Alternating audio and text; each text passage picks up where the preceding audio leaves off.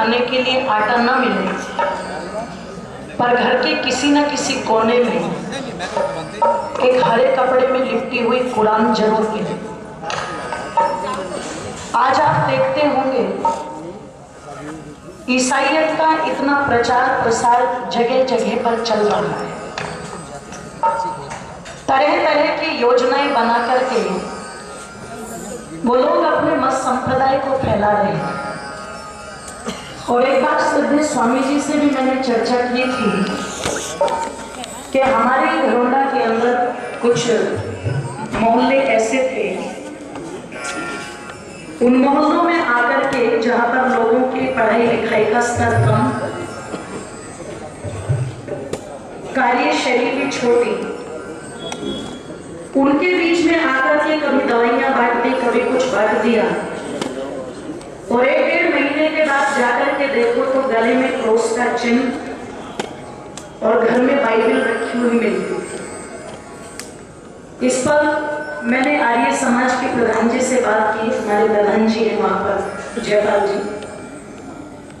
और कुछ कार्य हम लोगों ने किया तो इतनी सफलता तो मिली कि कम से कम आर्य समाज घरोंडा के माध्यम से 10 घर जो ईसाई हो चुके थे उनको पुनः वापस लेकर के हिंदू धर्म में आए और वैदिक संस्कृति के साथ उनको जोड़ा। उन मोहल्लों में जाकर के जहाँ पर पंडित जो अपने आप को कहते हैं वो पैर भी रखना पसंद नहीं करते थे, हम गए तो सबसे पहले उन्होंने केवल हमारी परीक्षा करने के लिए अपने गिलास में पानी भर करके दिया, देखेंगे पीते हैं कि नहीं पीते।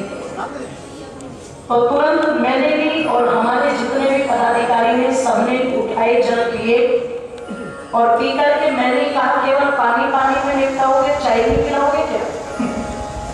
तो इतना ही सुनते कहीं ना कहीं वो जो दिमाग में आधी बातें थी वो अपने आप निकल गई और ईश्वर की कृपा से वो सफलता मिली।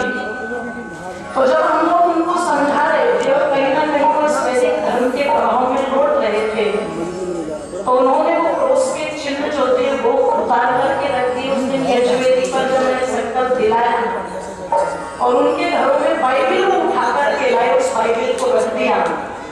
बोले हमसे ये कहा गया था कि एक लाइन, चाहे 1 लाइन पढ़ना, पर इसको रोज पढ़ना, अगर नहीं पढ़ोगे तो पाप लगेगा। और कुछ भी नहीं करना है, तुम बीड़ी पियो, शराब पियो, सिगरेट पियो, हमें कुछ नहीं छुड़वाना तुम्हारा, बस केवल एक पंक्ति बाइबल की पढ़ना और ईसा मसीह पर विश्वास रखना तो तुम पक्के ईसाई हो जाओगे और यीशु मसीह तुम पर कृपा करेगा। ऐसी कैसी बात? तो बाइबल वहां से निकलवाई। अब पता लगा कि ईसाई अपनी बाइबल को रख रहे हैं। मैंने एक पादरी से एक बार बहस हुई उनके साथ में, तो पूछा ये जो तुम बाइबल बांटते हो क्या जरूरी है ये कोई पढ़े ना पढ़े? तो बोले जिसको दिएगा वो नहीं पढ़ेगा, घर में तो ले जाकर के रखेगा, फेंकेगा तो है नहीं। क्योंकि इतना पागलपन लोगों के दिमाग में भरा हुआ है, धर्म के नाम पर कोई कुछ भी बात करके पैक करके दे दे, उसे तुरंत लेंगे और माथे से लगाएंगे और चुचकारेंगे उसको और ले जाकर के घर में रख लेंगे, है ना? ये धार्मिक चीज है, पढ़े ना पढ़े, समझ आए ना समझ आए, उससे कोई मतलब नहीं, पर माथे पर लगा करके घर में रखेंगे, धार्मिक चीज है, कुछ ना कुछ लाभ करेगी। बोले ये नहीं पढ़ेगा, इससे अगली पीढ़ी आएगी वो पढ़ेगी, मतलब कोई ना कोई तो पढ़ेगा। तो हमारा उद्देश्य बाइबल को घर तक पहुंचाना। तो जब कुरान को अपने यहाँ रख सकते हैं, बाइबल को अपने यहाँ रख सकते हैं, तो जो हम अपने आप को सनातन धर्मी कहते हैं, क्या आपको नहीं लगता कि हमारे घरों में हमारा धर्म ग्रंथ वेद भी होना चाहिए? बोलो, आवाज नहीं निकल रही आपको ये भी नहीं कह सकते कि भोजन का समय हो गया, वो भी बहुत दूर है। होने चाहिए कि नहीं होने चाहिए? ऐसे नहीं हाथ उठा करके पक्की बात है। माता तुम पाकिस्तान से आए हो? मंजू जी ये हमारे मोहल्ला देखो गद्दारी कर रहा है, हाथ नहीं उठा रहा है, होने चाहिए ना? अब ये बताओ किस किस के घर में बैठे? चलो जी कुछ तो यहाँ पर बैठे हैं और जिनके घर में वेद नहीं है, अब वो जरा ध्यान से सुनना। जो पूज्य स्वामी जी संकेत कर रहे थे, वैसे तो वो वेदों का सेट 4100 रुपए का है, पर आर्य समाज का उद्देश्य है वेद प्रचार आपके द्वारा, वेद की ज्योति बोलो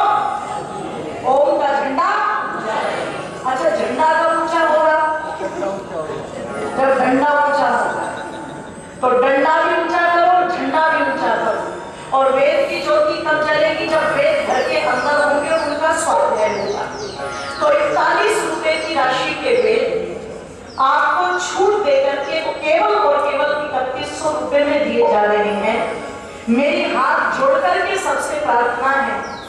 3100 रुपए की कोई बड़ी बात नहीं है। आप सब समृद्धशाली लोग यहाँ पर बैठे हुए हैं।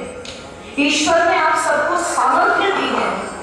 अरे यदि अपने आप को भगवान राम और कृष्ण का और विष्णु का वंशज मानते हो तो केवल आज उसी की खातिर ये संकल्प लेना कि घर में आज घुसूंगा तो केवल और केवल वेद लेकर के घुसूंगा। इस संकल्प के साथ यहाँ से जाइएगा।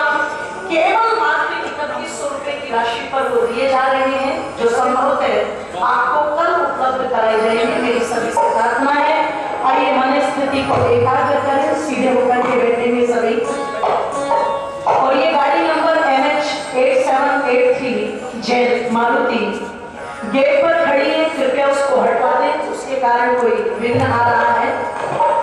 आइए सीधे होकर के बैठेंगे।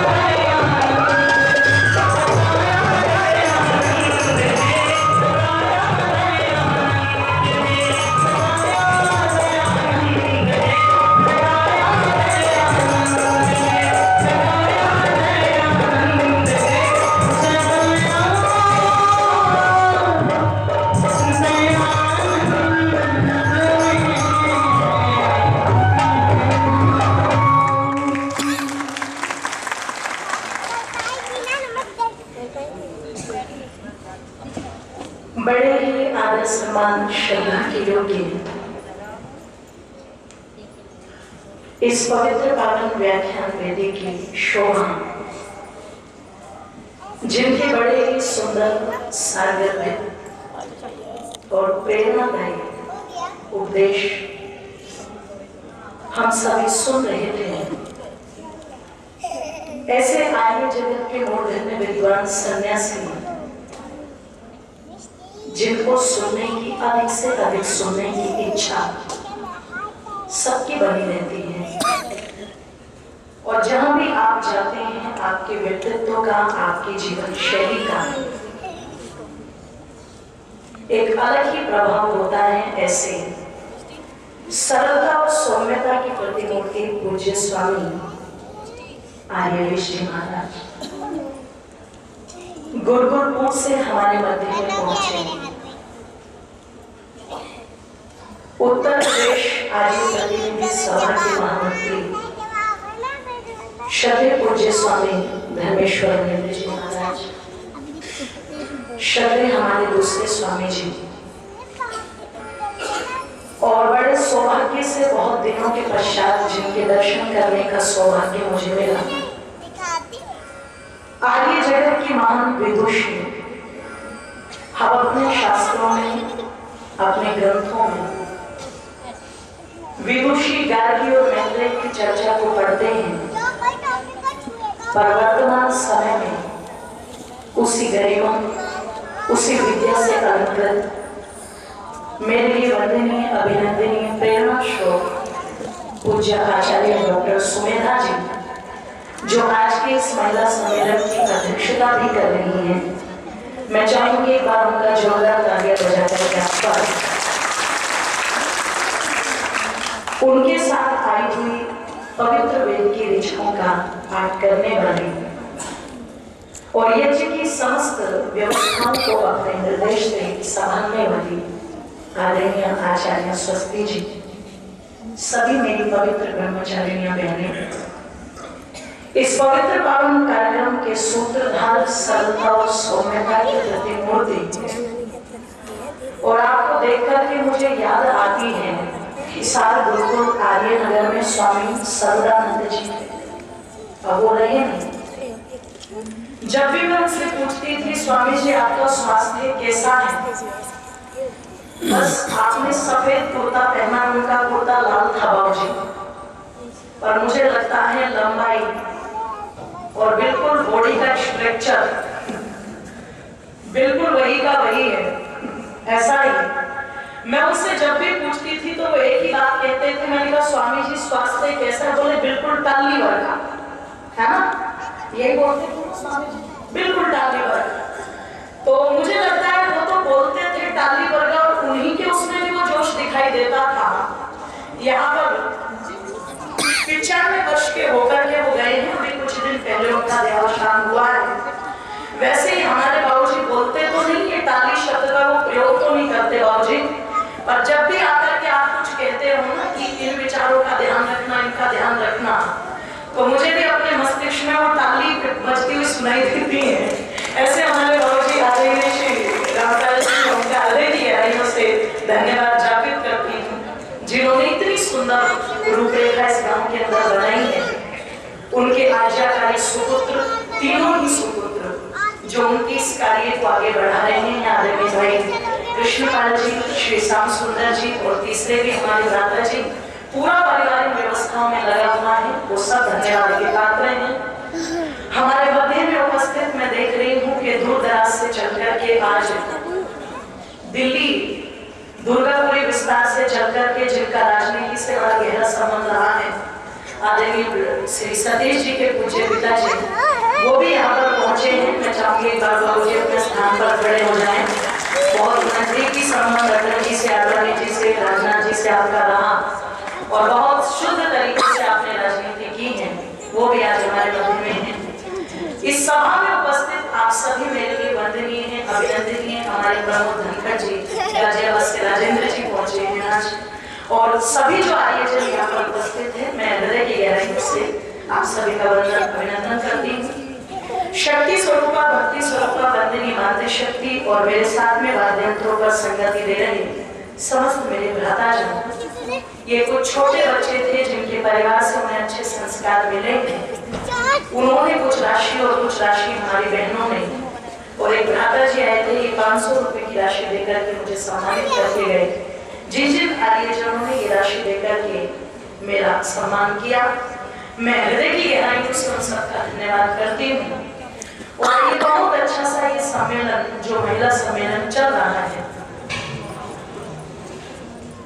श्री अनिल बेगा जी 500 रुपए उन्होंने देकर के सम्मानित किया और श्री ईश्वरलाल जी मोहनपुर से वो भी 500 रुपए की राशि देकर के सम्मानित कर रहे हैं। 100 रुपए श्री एडवोकेट विजयपाल शर्मा जी, उन्होंने भी राशि देकर के सम्मानित किया, उनका धन्यवाद। आइए सीधे सीधे कुछ पंक्तियों से जोड़ती हूँ आप लोगों को, कुछ चर्चा करूंगी, समय की परिधि में अपने आप को बांधती हूँ। ऊपर लिखा हुआ है माताओं महिला सम्मेलन और आगे क्या लिखा है बोलो, समाज।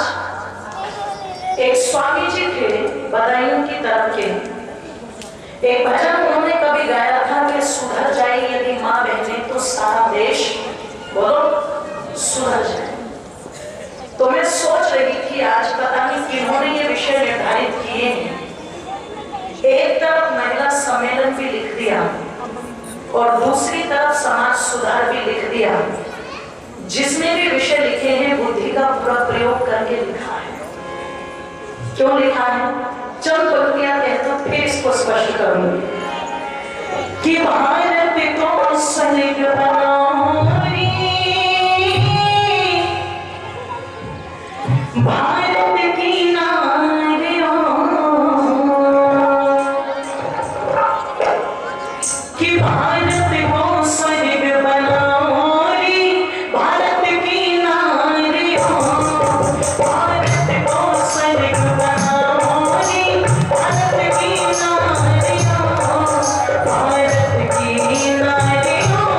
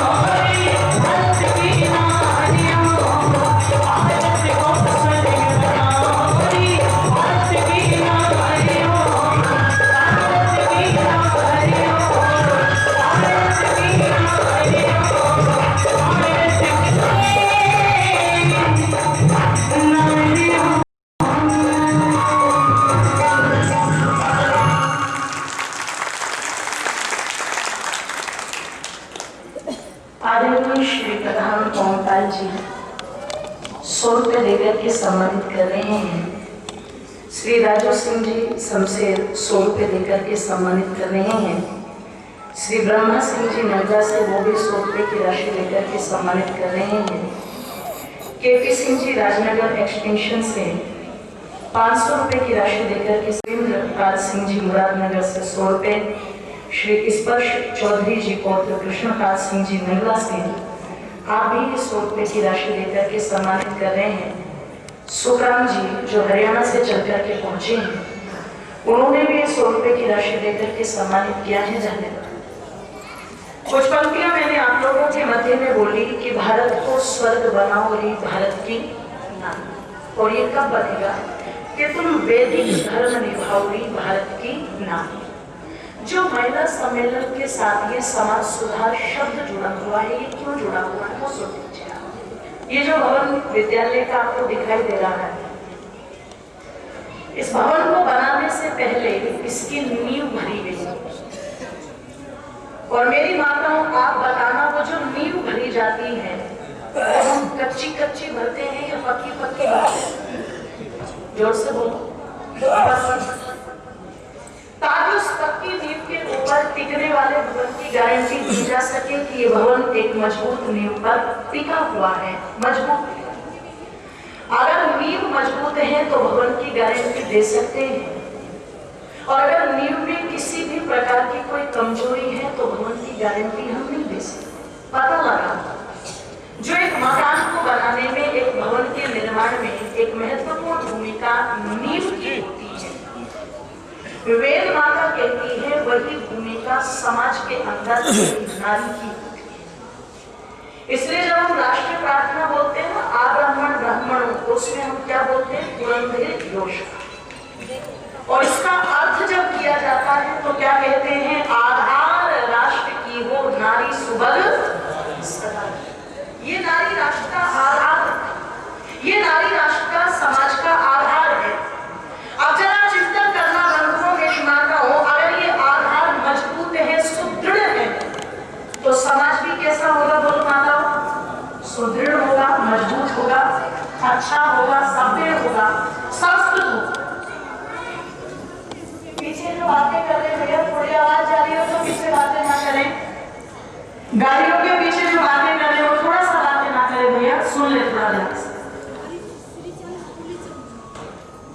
हाँ जी, श्रीचंद जी, गुलीचंद जी, आ जाओ, आप आगे आ जाओ। कहाँ हो?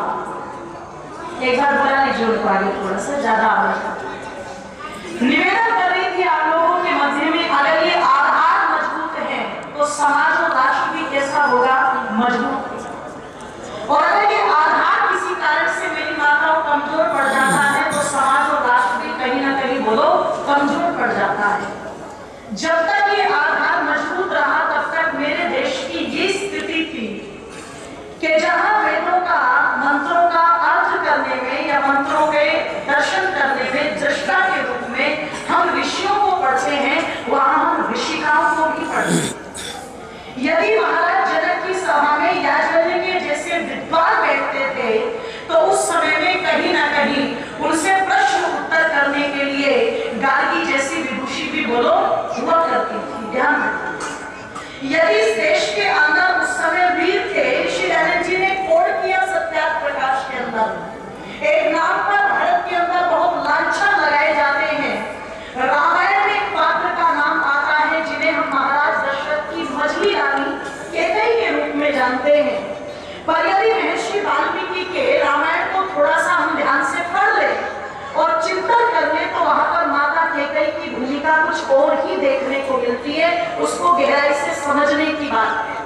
और ध्यान रखिएगा, ऋषि दयानंद की दृष्टि में भी माता कैकेयी एक सम्मानित महिला थी। इसलिए सत्याग्रह प्रकाश के अंदर जब माताओं के गौरव को महर्षि दयानंद लिखने लगे तो वहां पर लिखते हैं कि इस देश के अंदर कैकेयी जैसी वीरांगना हुआ करती थी जो युद्धों में अपने पतियों के बोलो साथ जाया करती थी। वो कैकेयी ही थी जो महाराज दशरथ के प्राण वहां से बचा करके लाई थी। तो किसी भी प्रकार से महिला का सम्मान कम नहीं था, क्योंकि परमपिता परमेश्वर ने वेद के अंदर किसी भी प्रकार का कोई पक्षपात नहीं किया। ध्यान, किसी प्रकार का कोई पक्षपात नहीं किया। अपने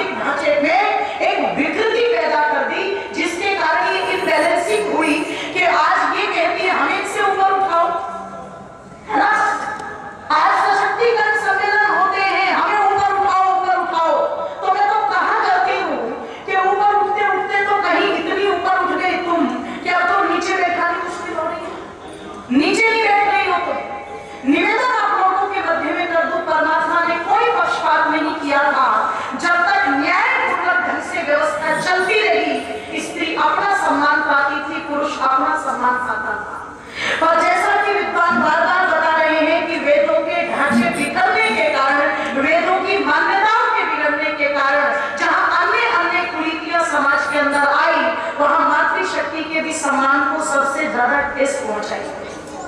जो सभाओं में बैठती थी उन्हें सभाओं से निकाल करके दहलीज तक सीमित कर दिया। तुम बाहर नहीं निकलो।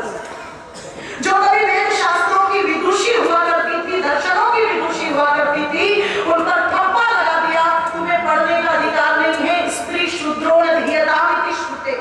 और केवल यही तक सीमित नहीं रही, आज भले ही कुछ लोग दबी आवाज में ये कह दे कि कुरान इस्लाम महिलाओं को इज्जत देता है, अगर इज्जत दी होती तो पढ़ने के नाम पर पाकिस्तानी युवती मलाला को गोली मारने वाले दोनों नहीं थे। निवेदन आप लोगों के मध्य में कर दूं, अगर ये बंद स्वर कहीं ना कहीं निकल रहे हैं तो इसके पीछे एक ही ऊर्जा काम कर रही है, और वो ऊर्जा केवल और केवल आर्य समाज और महर्षि दयानंद की है, जिसने नारी जाति को ये सम्मान दिया, ये अधिकार दिया। नहीं तो जब वो कहते थे कि नरकस्य द्वार किम तोरे नारी, विश्वास मात्र में किम तोरे नारी, दुनिया में जिस पर विश्वास नहीं किया जा सकता, वो मेरी बाबा ये तुम्हारे लिए था, जरा सुना गया। जब पूछते थे ढोंगी लोग दुनिया में किस पर विश्वास नहीं किया जा सकता, तो रूढ़िवादी टिम घोष के साथ मुखिया खींच करके हंसते हुए कहते थे नारी पर विश्वास नहीं किया जा सकता। जब पूछा जाता था विश्वास मात्र में कि नरकस्य द्वार की नरक का द्वार कौन है, तो तब भी लंबे लंबे हाथ उठा करके घोषणाएं की जाती थी नारी ही नरक का द्वार है। और धन्यवाद दीजिएगा ऋषि दयानंद, धन्यवाद देना जिन्होंने आकर के उनके मुंह पर तमाचा मारते हुए तर्क का एक ही बात पूछी थी, नारी को क्या मानते हो? ढोंगियों ने कहा अपवित्र। ऋषि दयानंद कहते अगर नारी को अपवित्र मानते हो, अगर नारी को शूद्र मानते हो, तो इससे जन्म लेकर के तुम्हें पवित्रता की उपाधि किसने दी? अगर ये शूद्र है तो तुम्हें ब्राह्मण का टैग लगा करके किसने दे दिया? अक्षत्रिय किसने बना दिया? वैश्य किसने बना दिया? अगर ये शूद्र है तो तुम इससे पैदा होने वाले इससे कहीं ज्यादा शूद्र हो। अगर ये अपवित्र है तो इससे जन्म लेकर के तुम ज्यादा अपवित्र हो। अरे अपनी जननी को अपवित्र बताते हो? ये नरक का द्वार नहीं है, ये तुम्हें दुनिया में लाने वाली है। और एक संतान को दुनिया में लाने का काम कोई छोटा नहीं होता। मृत्यु के मुंह में होती है वो माँ, जब किसी बालक को जन्म देती है, उस बालक का जन्म नहीं, उस माँ का भी दूसरा जन्म होता है। वो मृत्यु के मुंह में बंधी बंधी भी अगर डॉक्टर एक बार कह दे या तो बच्चा बचेगा या माँ बचेगी, और उसके कानों में ये आवाज उड़ जाए, वो लोगों में लाखों इतिहास तुम्हें ला करके सुना दूंगी, दिखा दूंगी। अगर डॉक्टर की आवाज कानों में पड़ गई तो पड़ी पड़ी स्ट्रेचर पर एक ही शब्द कहती है, डॉक्टर साहब मेरे शरीर का कतरा कतरा भले कट जाए, रक्त की एक बूंद ना रहे, मैं रहूं या ना रहूं, पर मेरा ये बच्चा रहना चाहिए।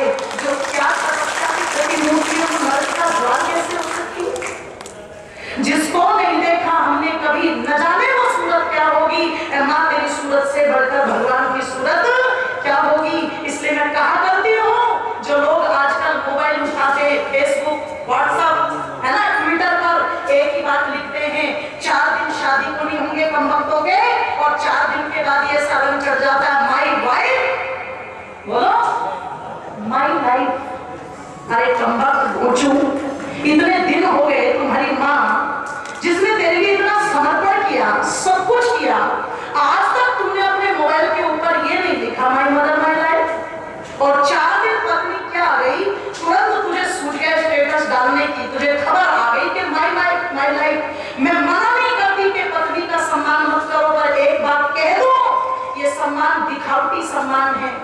ये फिजिकल अट्रैक्शन, ये शारीरिक आकर्षण केवल कुछ दिन टिकता है। जिसने अपनी माँ का सम्मान किया होगा वो पत्नी का भी सम्मान करना जानेगा, वो बहन का भी सम्मान करना जानेगा, और वो अपने परिवार की नहीं, वो आस पड़ोस की दुनिया की महिलाओं का भी सम्मान करना बोलो जानेगा।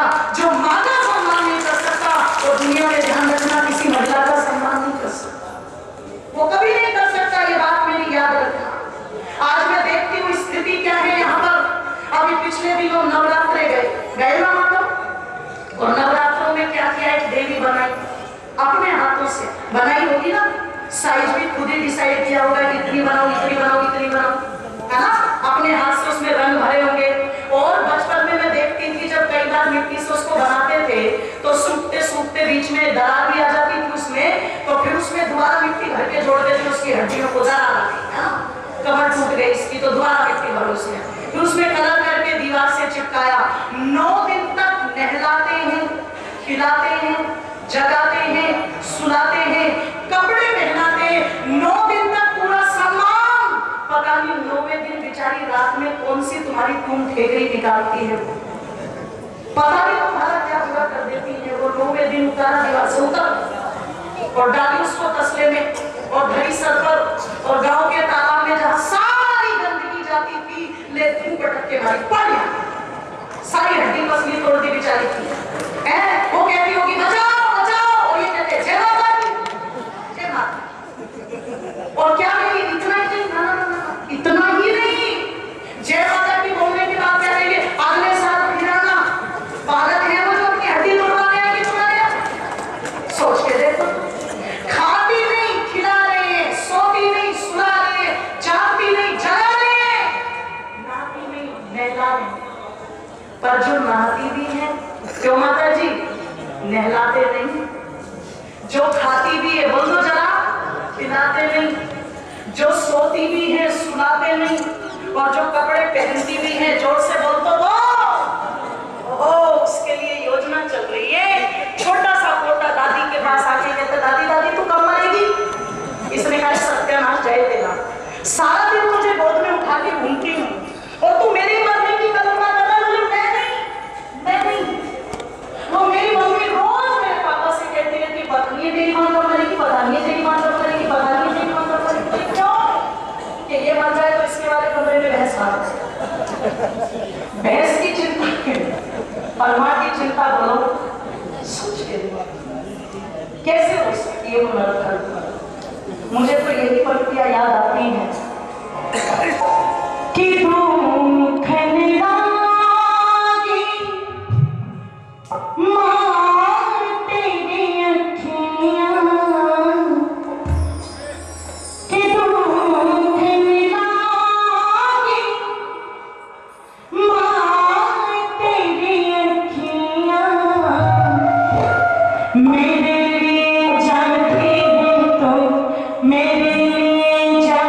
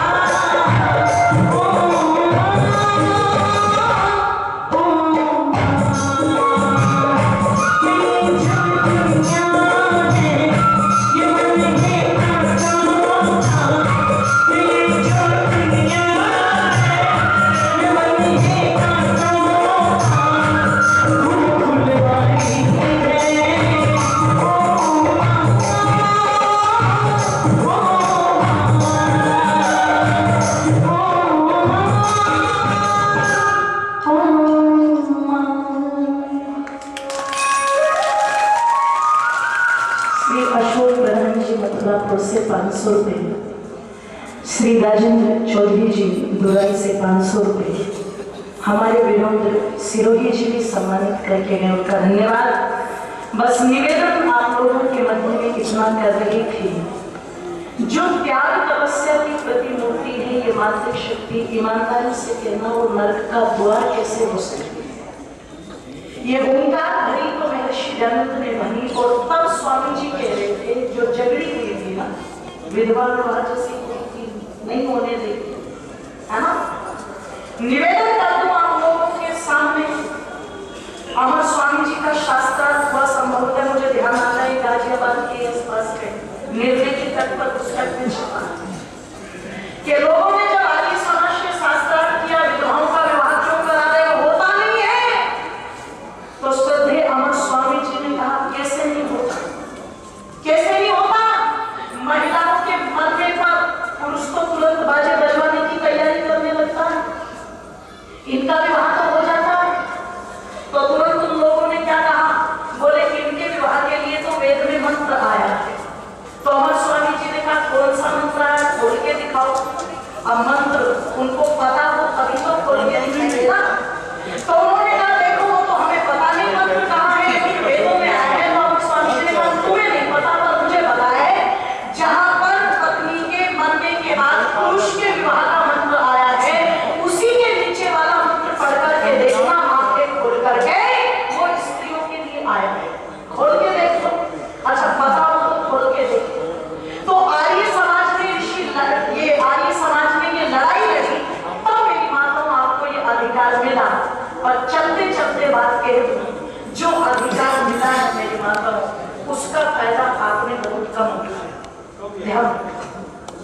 माताओं को राष्ट्र का आधार ऋषि दयानंद मानते थे, मजबूत बनाना चाहते थे, ये वेद शास्त्रों की विदुषी बनकर के समाज में निकले और कार्य करेंगे। पर ध्यान रखिएगा जो वेद शास्त्रों की विदुषी बनकर के निकली वो तो धन्यवाद करते हैं पूज्य आचार्य प्रज्ञा जी जैसी विदुषियों का, आचार्य सुमेधा जी व्यक्ति है ऐसी विदुषियों का, जिन्होंने परंपराओं को स्थापित किया, गुरुकुलों की स्थापना की, और ये ब्रह्मचारिणियां हमारी वेद का पाठ करती हुई दिखाई देती हैं।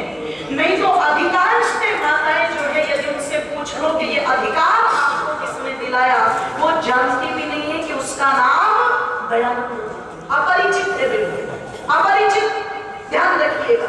और यदि दयानंद की बातें भी बताने लगे कि माताओं ये जो तुम झाड़ फूंक धूप की बात कर रहे थे ना स्वामी जी, मैं एक बात कहना चाहती हूँ बिल्कुल स्पष्ट रूप से, कभी भी किसी मुस्लिम महिला को भूत नहीं चिपटते, ईसाइयों की महिलाओं को भूत नहीं चिपटते, ये सबसे ज्यादा भूत अगर चिपटते हैं तो ये हमारे वाली को चिपटते हैं। चिपटेंगे भूत इनको, और उतारने वाले सबके सब कौन होते बोलो, मौलवी।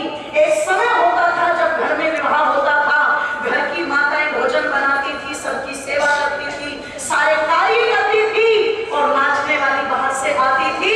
आज भोजन बनाने वाली तो बाहर से आती है, और घर की माताएं क्या करती बोलो। आज मेरे यार की शादी, बेटे का विवाह होगा तो माँ भी नाच रही, दादी भी नाच रही है, बुआ भी नाच रही है, और चाची भी नाच रही है। गाना एक ही है पर नाच सारी उस पर रही है। ये सारी की सारी नाचती हैं, बाजा बजाने वाले सारे के सारे मुसलमान, और नाचने वाले बोलो हम, मूर्ति बनाने वाले सारे वो, और पूजा करने वाले बोलो हम, कावड़ बनाने वाले वो, और धोकर के ले जाने वाले बोलो हम। ये सारे के सारे षड्यंत्र पता नहीं आपकी बुद्धि में क्यों नहीं भरते। ये सारे षड्यंत्र केवल और केवल आपको मिटाने के लिए मेरी माताओं से जाग जाओ, जाग जाओ, जागने की आवश्यकता है। ये ढोंग, ये पाखंड, ये जो भी तुम पोप गड्ढे में पड़ती हो, अगर झाड़ फूंक ताबीज से कुछ हो जाता तो मैं कई बार कहा करती हूँ लाओ मुझे तो ये सारे ताबीज, और मैं जाकर के बॉर्डर पर इन सारे ताबीजों को बांधूंगी। अगर इन ताबीजों में ताकत है तो कम से कम जो भारत के नौजवान प्रतिदिन कोई ना कोई तिरंगे झंडे में लिपट करके आता है, कम से कम वो तो नहीं आएगा तिरंगे झंडे में लिपट कर। अगर ताबीजों में इतनी ताकत है थोड़ा सा तो बुद्धि पर जोर डालो। टीवी पर विज्ञापन दिए जाते हैं, ये चरण धन लक्ष्मी पादुकाएं हैं, घर में ले जाओ, और जैसे ही घर में ले जाकर के रखोगे तो सोने के सिक्के बरसने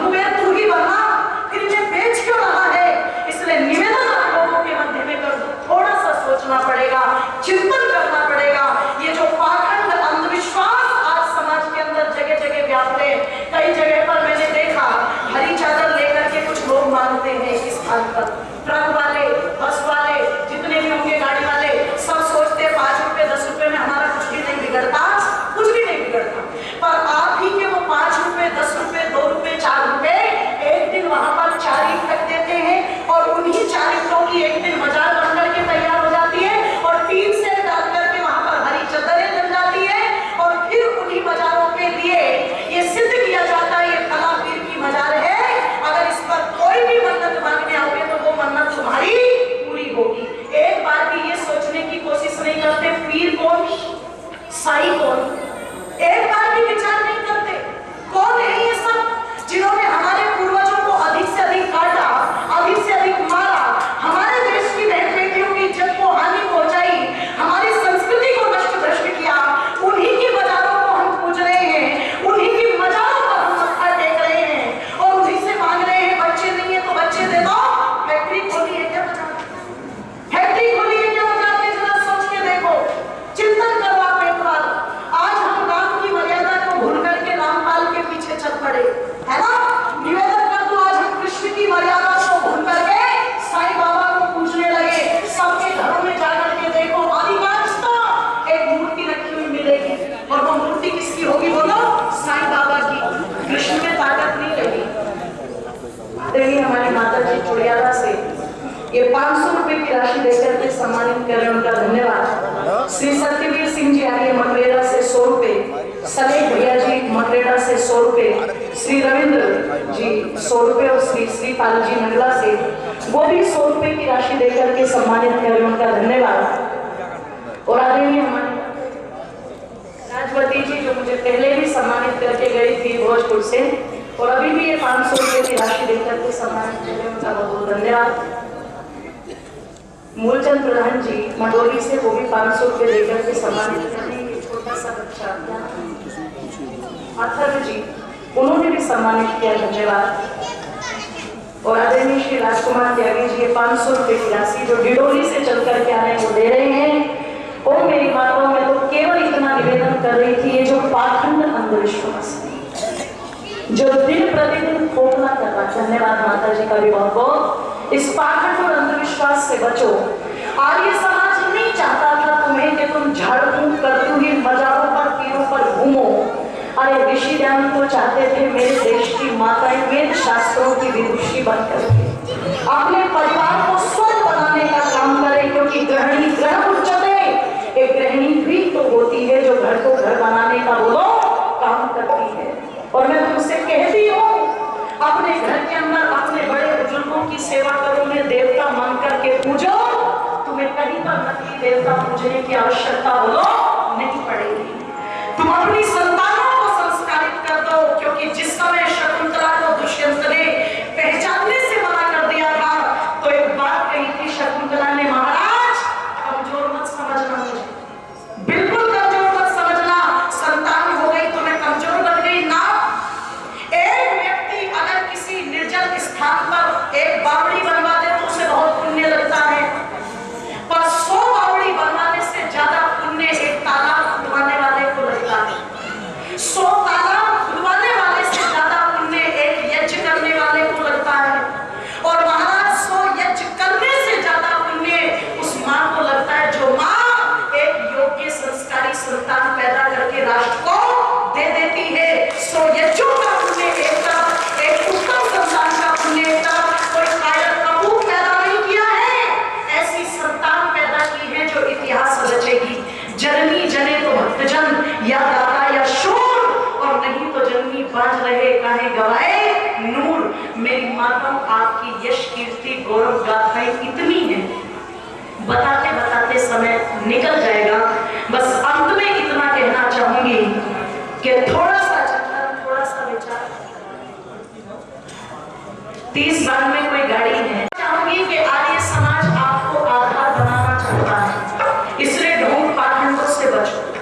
ये जो ढोंगी पाखंडी दिन प्रतिदिन तुम्हें बहका रहे हैं, वैसे तो धन्यवाद करती हूँ मैं प्रभु का कि पता नहीं आशाराम जी के चरण कौन सी सुघड़ी में जोधपुर जेल में पड़े थे, वो कौन से ग्रह नक्षत्र थे कि जिस दिन उनके चरण जोधपुर जेल में पड़े, अपने पीछे पीछे सभी को तो खींच करके ले गए। मैं रामकाल महाराज को खींच के ले गए, क्यों जी? धन धन सदगुरु को खींच के ले गए, जिसका ये आलम था।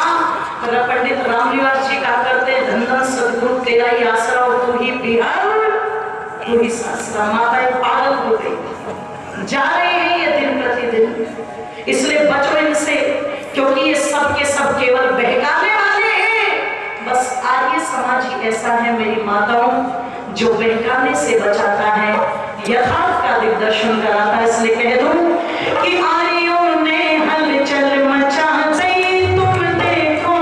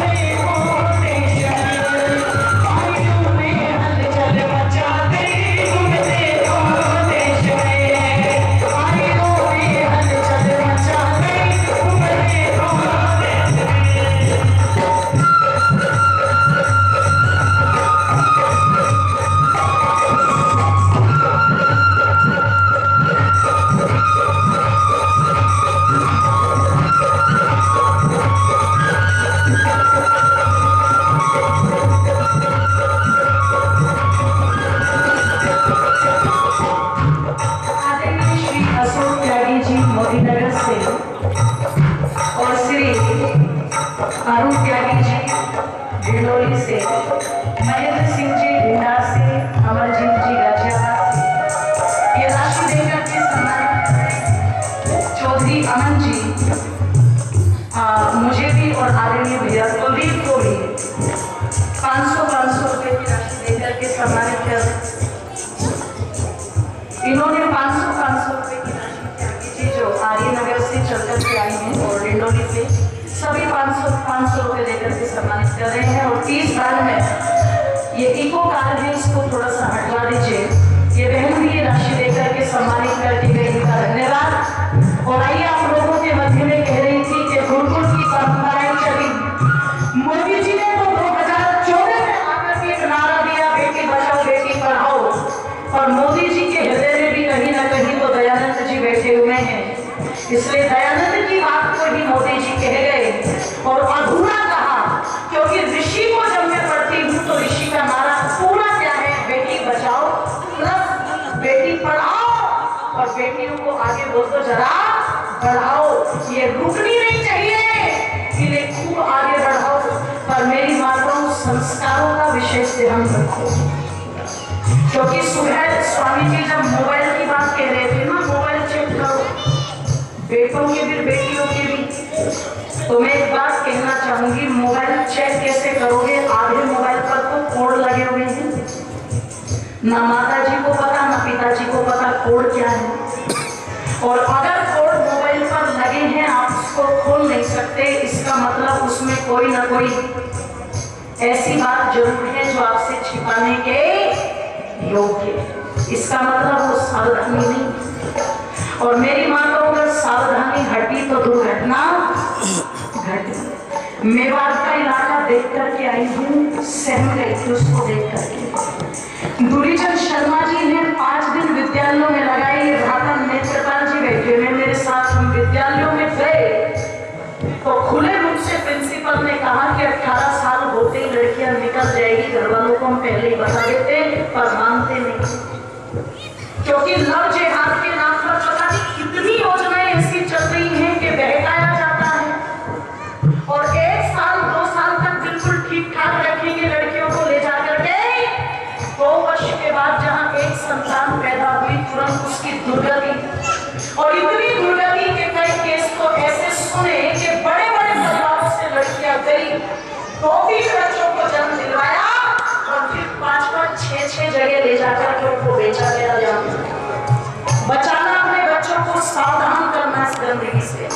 और मैं अपनी बहनों से भी कहूंगी, जो माता पिता समाज के सामने आपके लिए चुनते हैं, समाज के बीच में उसका हाथ पकड़ती हो। अगर कल को परेशान भी करता है तो छाती ठोक के माँ बाप से और समाज से कह सकती हो कि उन्हें सुधारो, नहीं तो तुम ही चले जाओ, वहां कह दोगी ना। और जो माता पिता की इज्जत को रोक के जाएगी, वो कभी अधिकार के साथ ये बात नहीं कह सकती कि मुझे बचा दो। अंत में रेलवे ट्रैक पर लेटना या फांसी खाना यही ऑप्शन रह जाते हैं। इसलिए थोड़ा सा ध्यान धरो, आपको जगाता है, क्योंकि ये पवित्र शिक्षा ही वो पवित्रता प्रदान करती है जो ऋषि दयानंद ने एक गुरुकुलों की परंपरा चलाई थी। ध्यान रखना, सदाचारी निकलते हैं गुरुकुलों से, व्यभिचारी नहीं निकलते। ये आर्य समाज ने चलाई। और क्या किया? अंतिम पंक्ति कह दो, समय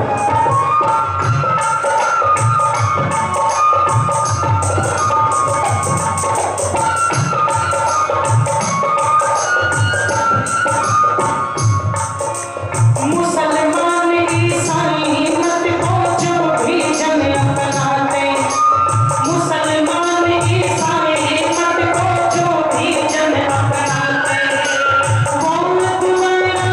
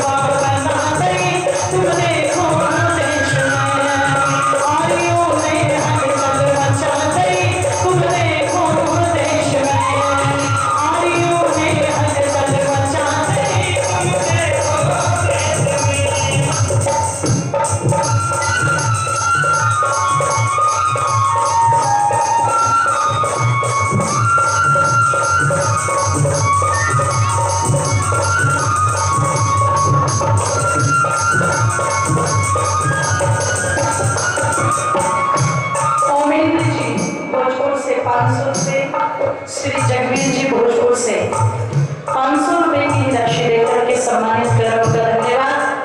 धर्म में तुम्हें सो बकरों का खून बहाया जाता, धर्म में तुम्हें सो बकरों का खून बहाया जाता।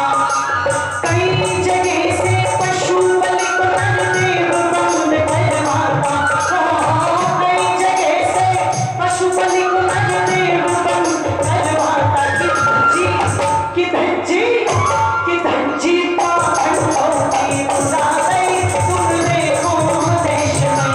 कि धज्जी पाखंडों की उड़ा गई, तुम देखो देश में। तुम देखो देश में, तुम देखो देश में, तुम देखो देश में, तुम देखो देश में। आर्यों ने हलचल मचा गई, तुम देखो देश में। आर्यों ने हलचल मचा गई, तुम देखो देश में। अजी तुम देखो देश में, अजी तुम देखो देश में, अजी तुम देखो देश में।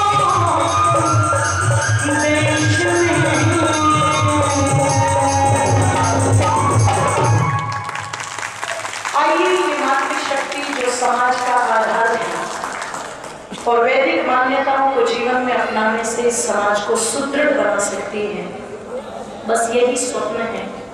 इस विधा के साथ, इस विचारधारा के साथ आप जुड़े और जुड़कर के महर्षि दयानंद के प्रति कृतज्ञता का भाव रख करके चले तो निश्चित जीत होगी इन विचारों की। इन शब्दों के साथ सभी का धन्यवाद। अपनी वाणी को विराम देती हूँ। धन्यवाद बहन जी का। मेरा